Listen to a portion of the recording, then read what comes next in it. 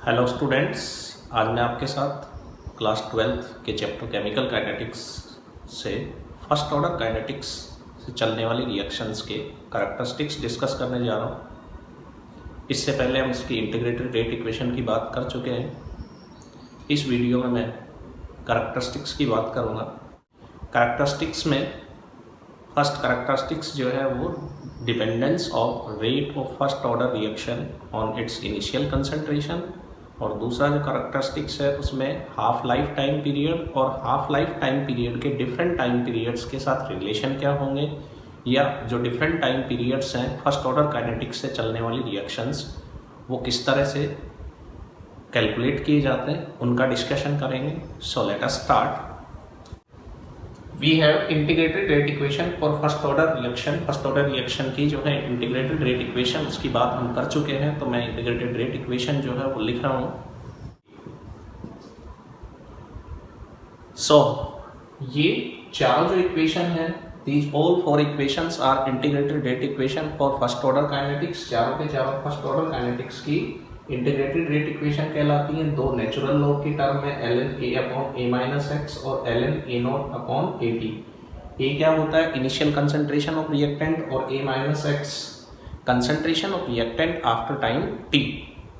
a not, a small a को a not से भी रिप्रेजेंट करते हैं, वही initial concentration of reactant, and a minus x की जगह क्या यूज करते हैं? a t, that is concentration of reactant after time t।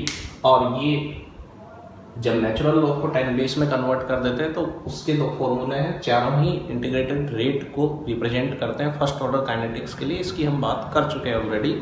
Now चारों फॉर्मूलों के अंदर आपके पास इनिशियल कंसंट्रेशन प्रेजेंट है।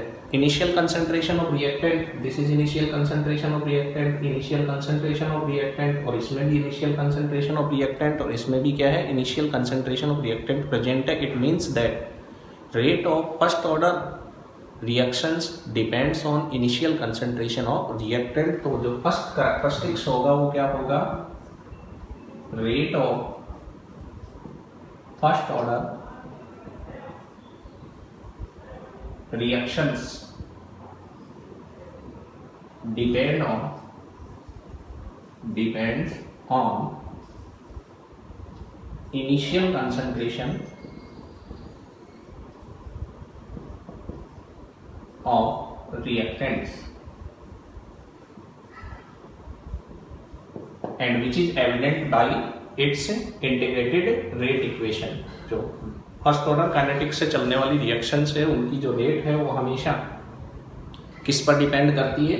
इनिशियल कंसंट्रेशन पर डिपेंड करेगी रिएक्टेंट की, जो इसकी इंटीग्रेटेड रेट इक्वेशन से हमें पता चलती है। जबकि जो जीरो ऑर्डर से चलने वाली रिएक्शंस थी उनमें जो इनिशियल कंसंट्रेशन है उस पर रिएक्शन की रेट डिपेंड नहीं करती, कि हम जीरो ऑर्डर के अंदर पढ़ चुके हैं। दूसरा अपने पास है half life time period. Second जो कैरेक्टरिस्टिक्स है that will be half life time period, that is T half, और इसको क्या लिख सकते हैं? टी 50% भी लिख सकते हैं, T 50%। What is T half और T 50%? Time taken by the reaction in its 50% completion. किसी भी रिएक्शन के 50% कंप्लीशन में कितना टाइम लगता है, that is called T half of the reaction. और we can say time period in which amount of reactant remains half of its initial amount. वो time period जिसके अंदर रिएक्टेंट का अमाउंट अपने इनिशियल अमाउंट का क्या रह जाता है? आधा रह जाता है, that is called half life time period. मान लिया किसी रिएक्शन में हमने 10 मोल से रिएक्शन को स्टार्ट किया, तो उसके 5 मोल प्रोडक्ट में कन्वर्ट होने में कितना टाइम लगेगा? That is called half life time period. So the time period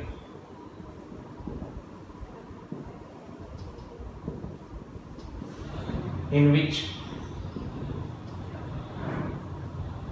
reactant remains half of its initial amount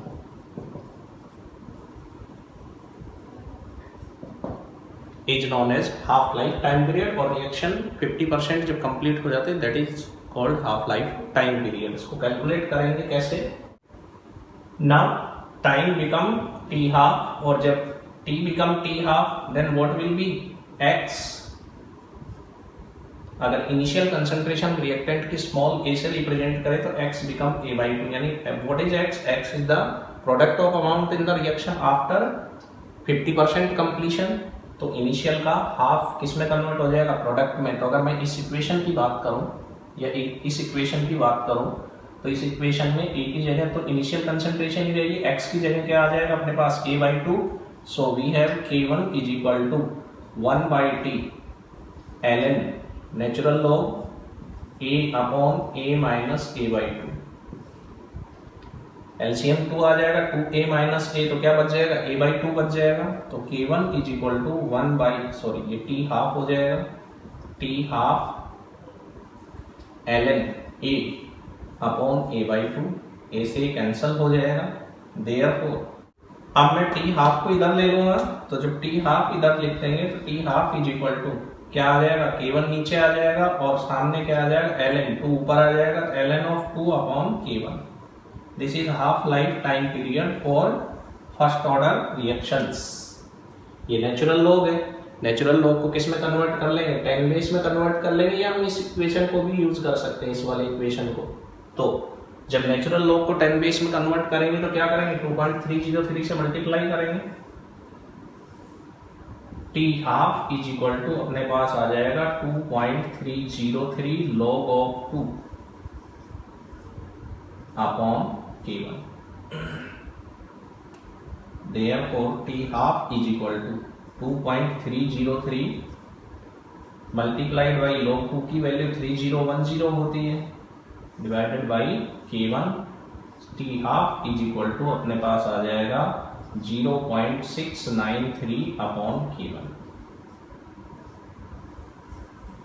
अब यहां से क्लियरली दिख रहा है हमें कि इस टी हाफ की टर्म में इनिशियल कंसंट्रेशन प्रेजेंट नहीं है। It means we can say that half life time period of first order reactions is independent from it initial concentration of reactants. First order kinetics से चलने वाली reactions का जो half life time period होता है वो इनिशियल कंसंट्रेशन पर depend नहीं करता, जबकि जीरो ऑर्डर में हमने पढ़ा था कि जो जीरो ऑर्डर से चलने वाली रिएक्शंस होती हैं उनमें half life time period initial concentration पर डिपेंड करता है, उसके डायरेक्टली प्रोपोर्शनल था। वहां पर ग्राफ प्लॉट किया था, वो इनिशियल कंसंट्रेशन के साथ क्या आया था? स्ट्रेट लाइन आया था। Therefore we can say that t half is directly proportional to a की पावर 0। मीन्स इनिशियल कंसंट्रेशन पर डिपेंड नहीं करेगा, पावर क्या आ जाएगी? 0। जबकि जीरो ऑर्डर में यहाँ पर क्या आ रहा था? T half is directly proportional to a की पावर 1। और किसी भी ऑर्डर के लिए रिएक्शन चाहे किसी भी ऑर्डर की हो, सबके लिए जो जनरल टी हाफ और इनिशियल कंसंट्रेशन का जो रिलेशन दिया जाता है वो जीरो ऑर्डर में भी हमने पढ़ा है, t half is directly proportional to 1 minus n होता है। ये जनरल है सभी टाइप के ऑर्डर्स में कि t half is directly proportional to a की पावर 1 माइनस n होता है, जहां पर n क्या है? Order of the reaction. Zero order में ये 0 हो जाएगा तो t half is directly proportional to a आ जाएगा। फर्स्ट ऑर्डर में n की वैल्यू 1 हो गई तो ये 0 हो गया। सेकेंड ऑर्डर में उसके इनवर्सली प्रोपोर्शनल हो जाएगा इनिशियल कंसंट्रेशन के। टॉपिक अपना चल रहा है टी हाफ और टी 50%। It is independent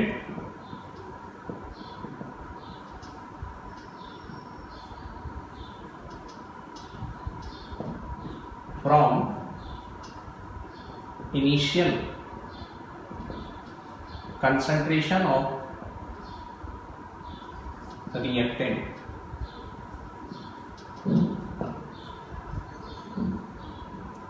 ये हमने फाइंड कर लिया, वैल्यू क्या आई थी टी हाफ की? T half is equal to 0.693 upon k1।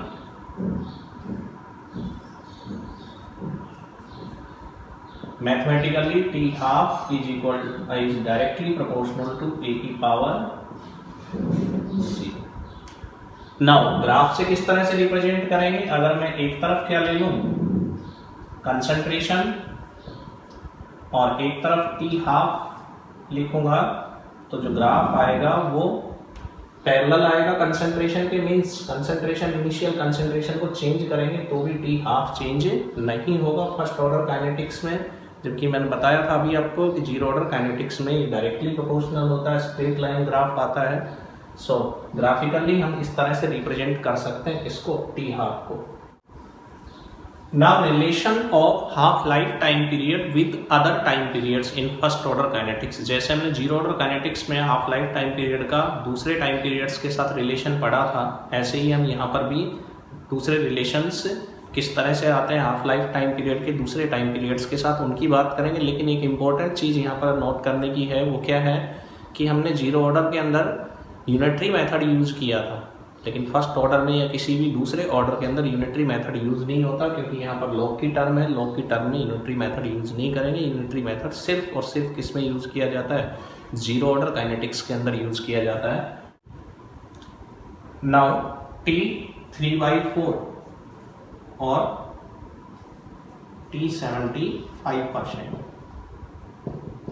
कौन सा टाइम पीरियड होता है T3/4 और T75%? When 75% of reactant converts into product, the time period in which 75% of reactant converts into product, that time period is known as T3/4 और T75%। अब हमने time को क्या लिया है, T is T3/4, then what will be X initial, अगर हम A सभी में A मान के चल रहे हैं इनिशियल अमाउंट को, तो प्रोडक्ट कितना बन जाएगा 3A/4। इनिशियल ए है तो उसका 3/4 यानी 75% किसमें कन्वर्ट हो जाएगा, प्रोडक्ट में देगा। Therefore from this equation we have K1 is equal to 1/T3/4 ln of A upon A minus 3A/4। LCM 4 आ जाएगा तो क्या आ जाएगा 4A minus 3A/4। So K1 is equal to 1/T3/4 ln of, ऊपर a आ जाएगा और नीचे A/4, ए से कैंसिल हो गया, 4 ऊपर चला जाएगा, तो इक्वेशन क्या बन जाएगी, K1 is equal to 1/T3/4 ln of 4। T3/4 को इधर ले लेंगे तो T3/4 इज इक्वल टू आ जाएगा ln of 4 upon K1।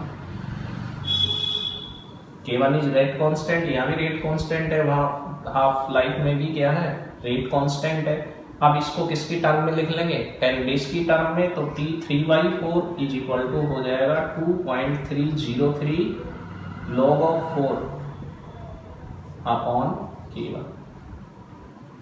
log 4 2 square होता है, 2 का स्क्वायर क्या बन जाएगा, 4 बन जाएगा, 2 आगे आ जाएगा, तो T3/4 इज इक्वल टू आपके पास आ जाएगा 2 into 2.303 log of 2 upon K1, और T3/4 इज इक्वल टू आ जाएगा 2 इंटू 2.303 log 2 0.3010 अपॉन K1।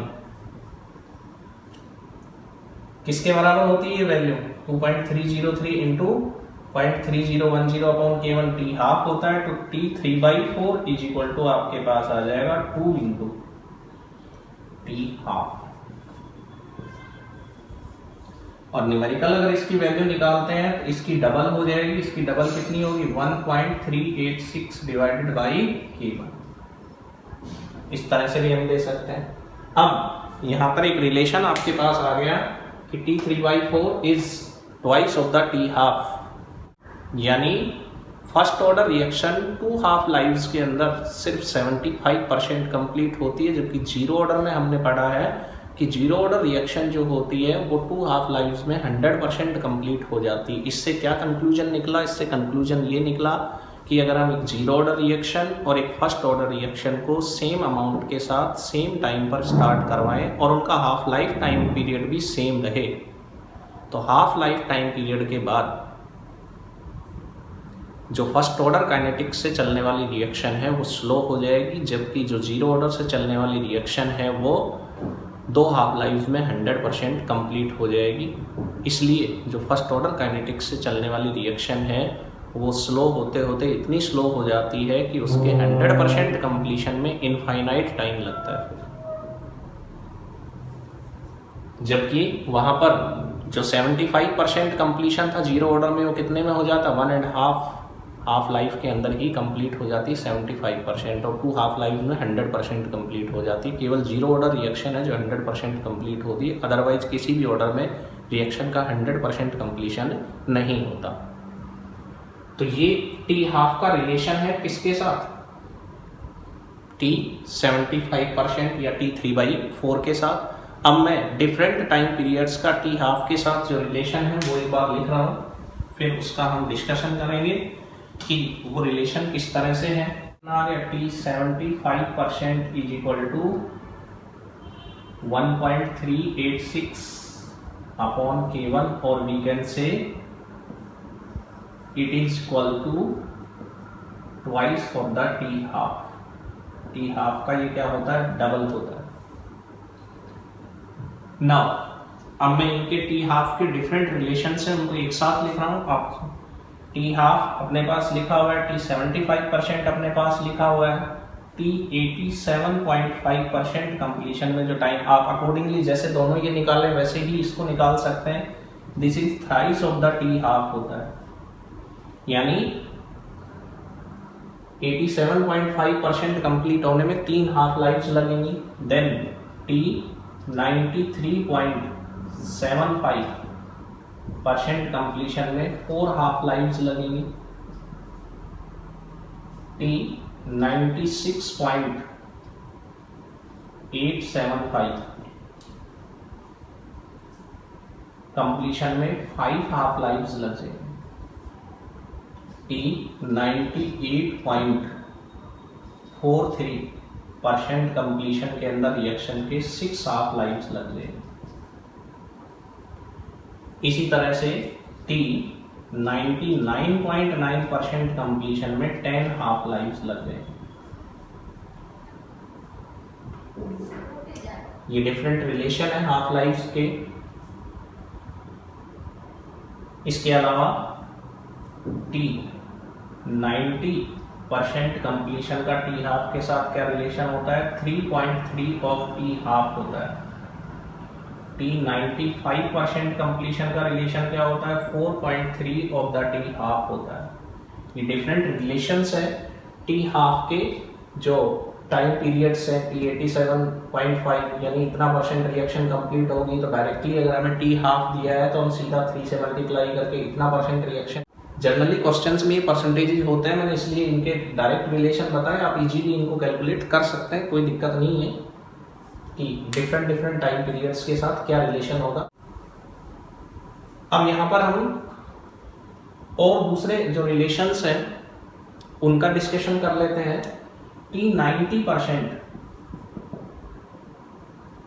90% का मतलब क्या हुआ, 90% कंप्लीशन में रिएक्शन के कितना टाइम लगता है। जब टी को हम क्या ले रहे हैं, टी 90% ले रहे हैं, देन एक्स बिकम इनिशियल का 90% किस में कन्वर्ट हो जाएगा, प्रोडक्ट में, तो 90A/100 लिख सकते हैं इसको हम।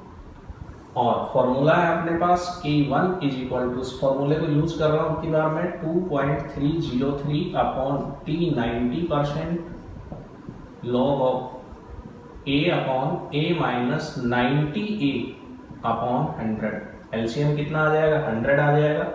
Therefore K1 is equal to 2.303 T 90% log of 100 LCM आएगा, तो 100 माइनस 90, ऊपर तो A आ जाएगा, नीचे 10A अपॉन 100, A से A कैंसिल हो गया, 100 ऊपर चला जाएगा तो कितना बचेगा, 10 बचेगा। तो K1 is equal to 2.303 T 90% आएगा अपने पास log ऑफ 10। log ऑफ 10 कितना होता है, 1।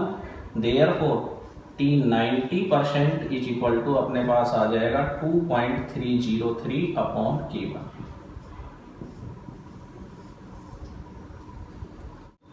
अब मैं बात कर रहा हूं T 99% कंप्लीशन। T 99% का मतलब T is equal to T 99% और X become 99A/100। Therefore K1 is equal to अपने पास आ जाएगा 2.303 अपॉन T 99%। इसी इक्वेशन को फिर यूज कर रहे हो, log of A upon A minus 99 A by 100 LCM लेंगे तो यहाँ 1A बचेगा और 100 ऊपर चला जाएगा, A से कैंसिल हो जाएगा, तो मैं सीधा लिख रहा हूँ K1 is equal to 2.303 upon T 99% log of 100A minus 99A, A बचेगा, A से ही कैंसिल हो जाएगा, या डायरेक्टली मैं कॉमन लेके इसको दोनों को कैंसिल कर सकता हूँ। 100 माइनस 90 1 बचा और 100 कहाँ चला जाएगा ऊपर, देयरफॉर लॉग ऑफ 100 आकर, और लॉग ऑफ 100 कितनी वैल्यू होगी 2, therefore T 99% is equal to अपने पास आ जाएगा 2 into 2.303 upon K1 which is equal to इसके बराबर आ गया 4.606 अपॉन K1। ये तो आपके 99% कंप्लीशन की वैल्यू, ये कितनी आ रही थी 2.303 अपॉन K1, उसकी double 4.606 upon K1। Now T 99.9%, तो जब T को क्या ले रहे हैं, T 99.9% ले रहे हैं, तो T become T 99.9%, then X become 99.9 of A by 100। Initial A था तो प्रोडक्ट कितना बन जाएगा 99.9 of A by 100, hence equation K1 is equal to 2.303 upon T 99.9% is equal log of A upon A minus 99.9 of A by 100, K1 is equal to 2.303 T 99.9% log of A upon 0.1 of A upon 100। A से cancel हो गया, 100 ऊपर चला जाएगा, नीचे 0.1 है तो ऊपर कितना हो जाएगा 1000। Therefore K1 is equal to 2.303 upon T 99.9% log of 1000, और लॉग ऑफ 1000 वैल्यू कितनी होगी 3। सो T 99.9%, अब मैं इसको इधर ले रहा हूँ और इसको नीचे ले आऊंगा, इज इक्वल टू होगा 3 into 2.303 upon K1। What is 2.303? T 90% होता है, तो T 99.9% इज इक्वल टू अपने पास आ जाएगा थ्राइस ऑफ द T 90%। ये एक रिलेशन आ जाएगा, और इसको अगर न्यूमेरिकली सॉल्व करेंगे तो कितना आ जाएगा 6.909 अपॉन K। और T 99.9% अभी हमने थोड़ी देर पहले रिलेशन पढ़ा था, क्या किसके बराबर होता है 10 ऑफ T हाफ। ये रिलेशन अपने पास था T 99.9% इज इक्वल टू होता है 10 of T half. T half की वैल्यू कितनी होती है 0.693 अपॉन K1। जब रेशियो निकालेंगे तो K1 से K1 तो कैंसिल हो जाएगा, 0.693 और ये 9.09 है, तो ये वैल्यू कितनी है 0.693 की अप्रोक्सीमेटली 10 टाइम्स वैल्यू। जब 10 से इसको मल्टीप्लाई करेंगे तो अप्रोक्सीमेटली ये वैल्यू आ जाएगी। तो एक नया रिलेशन क्या आ गया अपने पास, T 99.9% is thrice of the T 90%। ये एक रिलेशन आ गया। नाउ कंपैरिजन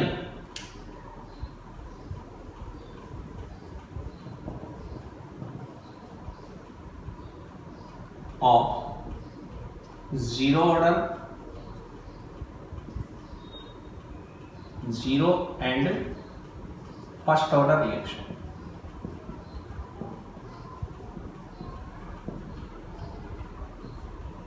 मान लिए कोई जीरो ऑर्डर से चलने वाली रिएक्शन है, इस तरह से ऊपर की तरफ मैं रिएक्टेंट और नीचे की तरफ प्रोडक्ट को रिप्रेजेंट कर रहा हूँ। इनिशियली रिएक्टेंट के 100 मोल्स है और प्रोडक्ट 0।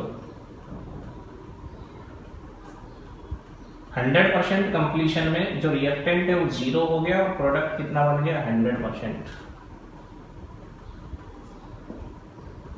यहाँ पर हाफ लाइफ या हाफ टाइम के बाद इसके 50 मोल्स बचते हैं, then that time period is known as t half. फिर इस 50 को आधा होने में, जब ये आधा होगा तो रिएक्शन कितनी कंप्लीट हो जाएगी 75%। यहाँ पर 50% कंप्लीशन हो रहा है, यहाँ पर क्या हो रहा है 75% कंप्लीशन। इसमें आपके पास 0.5 ऑफ टी हाफ टाइम लगेगा, यानी हाफ लाइफ में 25% रिएक्शन और कंप्लीट हो जाएगी। और फिर 0.5 ऑफ टी हाफ और हाफ लाइफ में जो रिमेनिंग 25% है वो कंप्लीट हो जाएगी, यानी 50% से 100% होने में प्रोडक्ट को कितना एक हाफ लाइफ और लगेगी टी हाफ।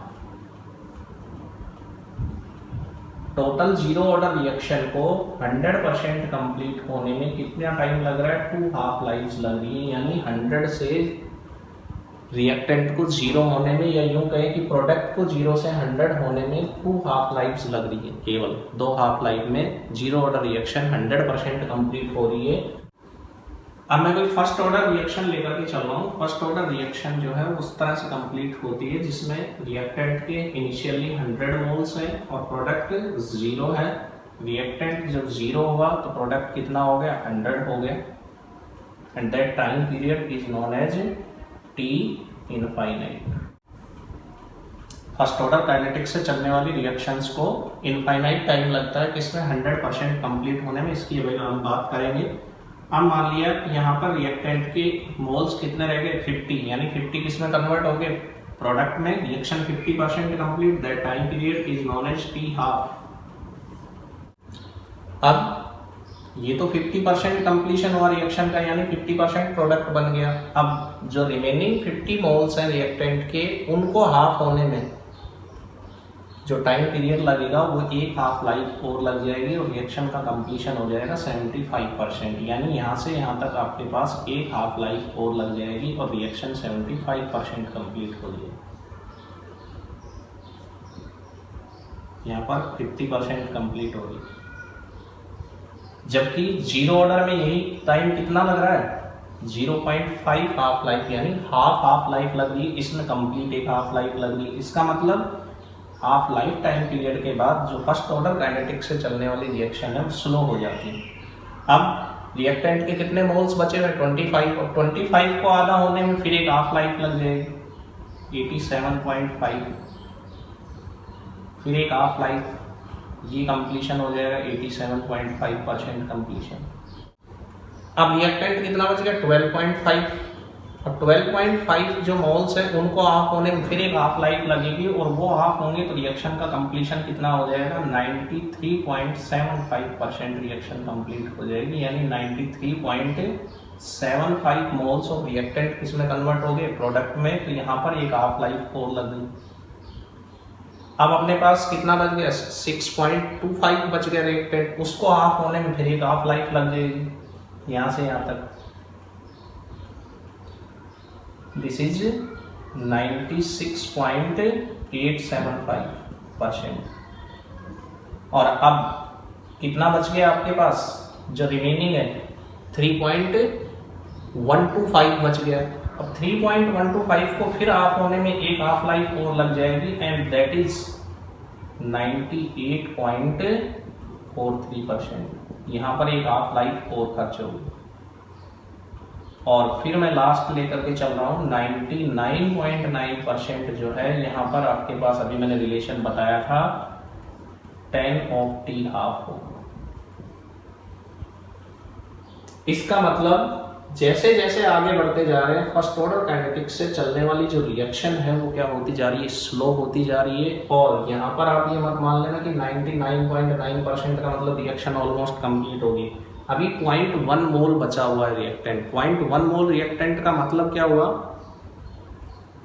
0.1 मोल रिएक्टेंट में जो नंबर ऑफ मॉलिक्यूल्स हैं वो कितने होंगे, 6.022 इंटू 10⁻22 होंगे। इतने मॉलिक्यूल्स अभी बचे हैं रिएक्टेंट के, उसको उनका आधा होने में, फिर उससे जो रिमेनिंग क्वांटिटी है उसका आधा होने में, फिर उसका आधा होने में, मीन्स रिएक्शन को 100% कंप्लीट होने में कितना टाइम लग जाएगा, इनफाइनाइट टाइम लग जाएगा। इसलिए कहते हैं कि जो फर्स्ट ऑर्डर काइनेटिक्स से चलने वाली रिएक्शन है वो 100% कंप्लीट होने में इनफाइनाइट टाइम लेती है। ये दोनों का कंपैरिजन है। अगर मैं यहाँ से यहाँ तक इसको, ये 50% है, यहाँ से यहाँ तक की हम बात करें तो कितना लग रहा है, 2 हाफ लाइफ्स। यहाँ से यहाँ तक की अगर हम बात करें तो कितनी हाफ लाइफ लग रही है इसमें, 3 हाफ लाइफ्स। यहाँ से यहाँ तक की अगर हम बात करें तो इसमें कितनी लग रही है, 4 हाफ लाइफ्स। यहाँ से यहाँ तक की अगर हम बात करें तो 5 हाफ लाइफ्स लग रही है, रिलेशन मैंने आपको बताए थे। फिर 98 में कितनी लग जाएंगी, 6 half lives.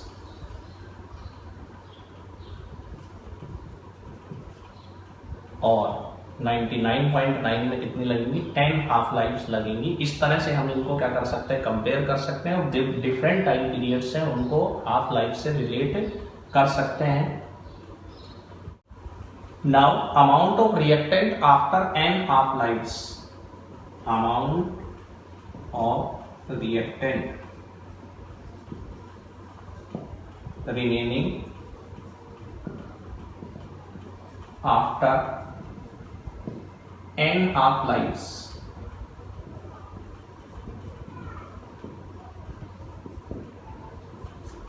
amount of reactant remaining 80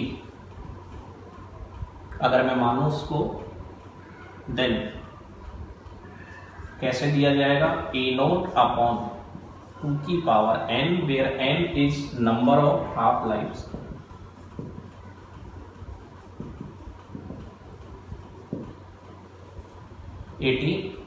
remaining amount of reactant, A0 initial amount of reactant और n number of half lifes. जब हमें रिएक्टेंट का इनिशियल अमाउंट दिया गया हो, नंबर ऑफ हाफ लाइफ्स दी गई हो, तो हमें जो हाफ लाइफ दी गई है उनके बाद जो भी हाफ लाइफ, 2 हाफ लाइफ्स है, 3 हाफ लाइफ्स है, उनके बाद रिएक्टेंट कितना बचेगा रिएक्शन में। जनरली रेडियो एक्टिव रिएक्शंस के लिए भी ये दिया जाता है। मैंने कल बात की थी, NT is equal to NO upon 2 की power n।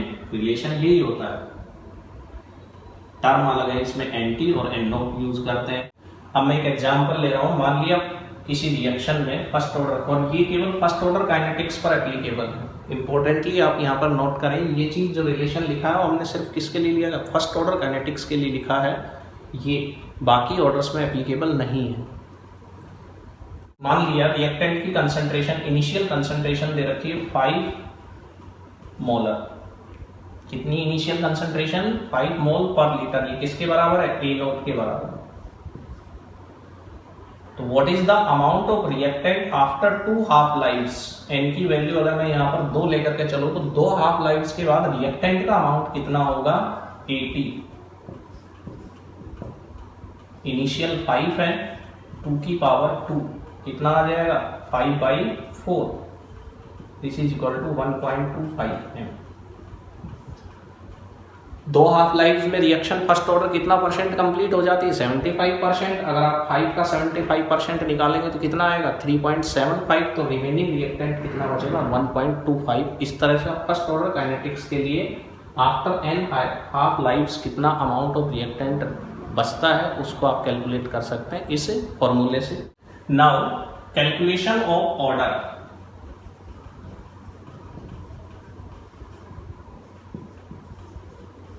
of reaction if initial amount of reactant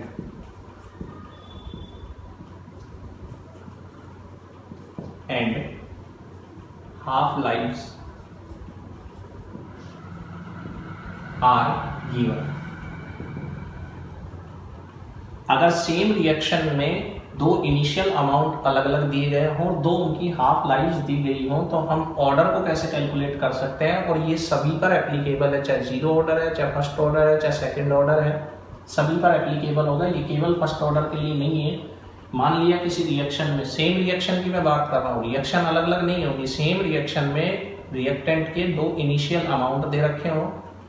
एक इनिशियल अमाउंट का हाफ लाइफ, मान लिया इनिशियल अमाउंट A1 है रिएक्टेंट का, और उसका हाफ लाइफ टाइम पीरियड क्या दे रखा है हमारे को, T1 दे रखा है। अब इसी इनिशियल अमाउंट को हमने चेंज करके क्या कर दिया, A2 कर दिया, और हाफ लाइफ टाइम पीरियड हो गया इसका T2। तो इन दोनों की हेल्प से A1 को ही हमने किस में कन्वर्ट किया है, A2 में। रिएक्टेंट सेम है, बस अमाउंट को हमने क्या किया, चेंज किया। रिएक्शन भी सेम है। What will be relation, T half first divided by T half second is equal to होता है initial amount of first initial amount of second की पावर 1 माइनस n। आप इस तरह से ऑर्डर कैलकुलेट कर सकते हैं, जहां पर n जो है वो रिएक्शन का क्या रहेगा, ऑर्डर रहेगा। इसको हम कैसे कैलकुलेट करेंगे, इसके लिए मैं एक एग्जांपल ले रहा हूं। For example, in a chemical reaction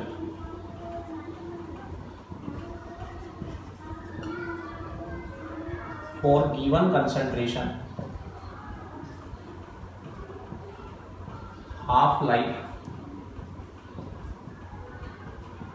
is 50 minutes। किसी केमिकल रिएक्शन में गिवन कंसंट्रेशन के लिए हाफ लाइफ जो है वो कितना है, 50 minutes. When concentration of reactant double,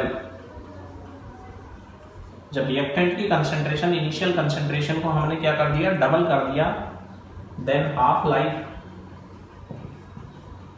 become 100 minutes. Calculate order of the reaction. Reaction जो रिएक्टेंट है उसकी कंसंट्रेशन को हमने क्या कर दिया, डबल कर दिया, तो ऑर्डर आपको कैलकुलेट करना है। इफ A1, क्योंकि हमें कंसंट्रेशन दे नहीं रखी तो हम उसको क्या मान लेंगे, स्मॉल a। T हाफ 1 कितना दे रखा है अपने को, 50 मिनट्स।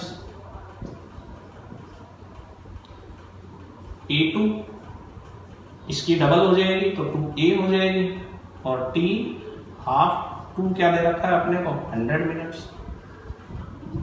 अब हम इस फॉर्मूले से इसको कैलकुलेट कर सकते हैं। फॉर्मूला मैं नहीं लिख रहा हूँ, सिर्फ कैलकुलेशन बता रहा हूँ। यहाँ पर फॉर्मूला आप लिख लेंगे, ऊपर लिखा हुआ है T half 1 upon T half 2। T half कितना है, 150 डिवाइडेड बाई T हाफ 2 कितना है, 100। कंसंट्रेशन A1 कितनी है, स्मॉल a, और A2 कितनी है, 2a की power 1 minus n। This is 1/2 and this is also 1/2। तो आपके पास रिलेशन आ गया, 1/2 की पावर 1 इज इक्वल टू 1/2 की पावर 1 माइनस n। दोनों का बेस सेम है तो पावर्स इक्वल हो जाएंगी, तो 1 is equal to 1 minus n।